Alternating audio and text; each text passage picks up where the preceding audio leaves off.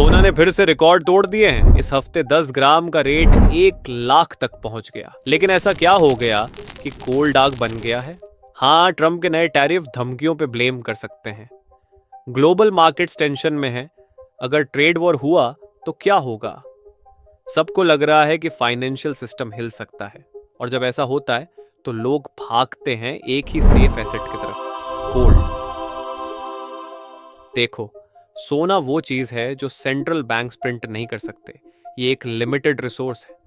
आप तो जानते ही होंगे कि अब तक दुनिया में लगभग 2,16,000 टन गोल्ड निकल चुका है, जो कि 80% है टोटल दुनिया का सोने का। और सिर्फ 54,000 टन ही बचा है जमीन के नीचे। जब कोई चीज इतनी रेयर हो जाती है, उसकी वैल्यू बढ़ जाती है। इसलिए जब भी इकोनॉमिक टेंशन होती है, चाहे वो गवर्नमेंट हो, सेंट्रल बैंक हो या आम आदमी जैसे हम, सब गोल्ड लेने भाग जाते हैं। पर एक बंदा है जो कभी सोने के चक्कर में नहीं आता। गैस कौन? Warren Buffett. उसका कहना है सोना एक बेकार एसेट है। When we took over Berkshire, Berkshire was selling at $15 a share, and gold was selling at $20 an ounce, and gold is now $1,600, and Berkshire's $120,000. But you can take a broader example of that. Buffett value investor है, मतलब जो चीजें उनकी असली कीमत से कम मिलती हैं उन्हें खरीदता है, क्योंकि उन्हें लगता है कि मार्केट एक दिन समझेगा और उस एसेट की वैल्यू बढ़ जाएगी। लेकिन गोल्ड, ये तो ना डिविडेंड देता है, ना प्रॉफिट, ना कोई कंपनी है उसके पीछे, ना कोई सर्विस या प्रोडक्ट। बस एक चमकीला मेटल है जो पड़ा रहता है। सिल्वर तो इससे थोड़ा बेहतर है, एटलीस्ट इलेक्ट्रॉनिक्स, ईवी बैटरियों में तो यूज होता है। पर गोल्ड का ज्यादा यूटिलिटी नहीं है, बस लोगों को पसंद है, इसलिए डिमांड है। 2011 में बफे ने अपने शेयर होल्डर्स को एक बड़ी ही इंटरेस्टिंग बात बोली थी। सोचो, अगर दुनिया का सारा गोल्ड एक क्यूब में डाल दो तो वो लगभग 1,70,000 मेट्रिक टन का हो जाएगा, जिसका वर्थ 9.6 ट्रिलियन। अब इसी अमाउंट से अगर तुम चाहो तो पूरा यूएस का जमीन खरीद लो, 16 एक्सॉन मोबिल्स ले लो, और फिर भी $1 ट्रिलियन कैश बच जाएगा। 100 साल बाद वो जमीन फसल उगाएगा, एक्सॉन डिविडेंड देगा, लेकिन गोल्ड क्यूब बस वैसे का वैसा पड़ा रहेगा। टच कर सकते हो, देख सकते हो, पर पैसा नहीं बनेगा।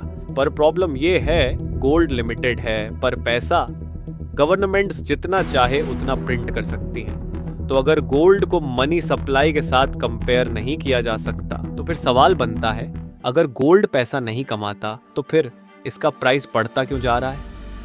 आंसर है डर। लोग गोल्ड इसलिए खरीदते हैं क्योंकि वो डरते हैं। डर लगता है इन्फ्लेशन से, रिसेशन से, वॉर्स से, फाइनेंशियल कोलैप्स से।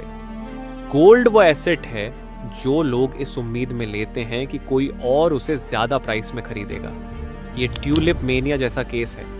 1600 में ट्यूलिप प्लांट के साथ कुछ ऐसा ही सीन हुआ था, जब लोग ट्यूलिप्स के पीछे पागल हो गए थे। ट्यूलिप प्लांट एक सोशल स्टेटस बन गया था। प्राइसेस इतनी बढ़ गई थी कि एक ट्यूलिप का दाम एक आदमी की साल भर की सैलरी से भी ज्यादा था।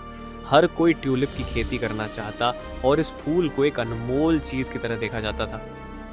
फिर एक दिन सब खत्म, प्राइसेस गिर गई और लोग बेरोजगार हो गए। गोल्ड ने हिस्ट्री में सरवाइव किया है, पर प्रिंसिपल वही है। जब अनसर्टेनिटी बढ़ती है, लोग गोल्ड लेते हैं, क्योंकि सेंचुरीज से लोग गोल्ड पे ट्रस्ट करते आए हैं।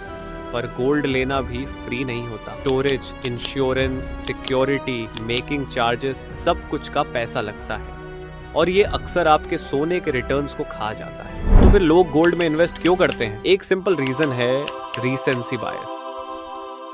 जब गोल्ड अच्छा रिटर्न देता है, लोग उसी को याद रखते हैं। जैसे लास्ट ईयर गोल्ड ने 29% रिटर्न दिया, जो सेंसेक्स से 3 गुना ज्यादा है, और लोग रीसेंट गेन्स देख के अट्रैक्ट हो जाते हैं। बफे का पॉइंट भी यही है कि सोने का पागलपन लॉजिक से नहीं, डर से चलता है। कोविड पैंडेमिक के बाद, रूस यूक्रेन वॉर के बाद, और अब नए ग्लोबल टेंशन्स के टाइम पे सब गोल्ड की तरफ भाग रहे हैं। तो क्या बफे सही है कि गोल्ड बेकार है? पूरी तरह नहीं। गोल्ड एक अच्छा एसेट हो सकता है इन्फ्लेशन के खिलाफ, पर सबसे बेस्ट नहीं है। तो थोड़ा गोल्ड खरीदना गलत नहीं है, लेकिन सिर्फ चमक देख के सब कुछ गोल्ड में डाल देना वो स्मार्ट नहीं है।